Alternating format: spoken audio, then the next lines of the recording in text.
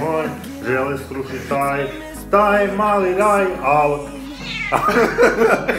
neće, jer mali Međević će doći.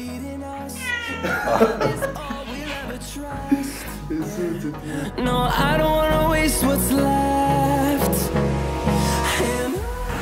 Gdje ste ljudi? Javljam se nakon dugo vremena sa jutarnjeg kardija kojeg radim zbog priprema za svjetsko prvenstvo gdje ću izaći u novoj kategoriji. Neće biti isto kao za europsko i državno koja su iza mene, gdje sam ostvario zadovoljavajuće visoke rezultate, prvo mjesto i finale. Mijenjam kategoriju u Classic Bodybuilding i jednog dana, ako Bog da, u Classic Fizik, što mi je cilj. Naravno da je teško prijeći iz tako neku kategoriju, tako veću kategoriju, zahtjevniju, gdje se gledaju izrezane lože, izrezane dupe, ali evo upravo radim za to.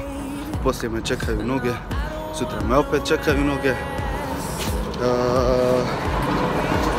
Šta da kažem još, htio bi malo dokumentirati te neke stvari oko priprema, tako da možete očekivati još videa.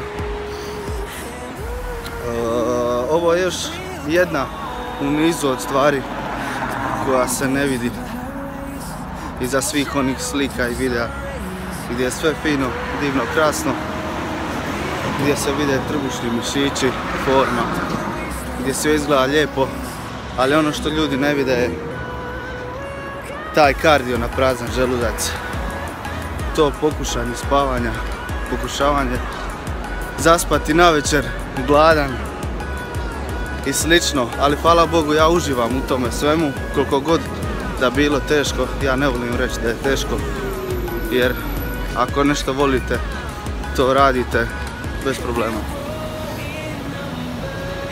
Vidimo se u sljedećem klipu. Turn us to thousands, and we'll grow.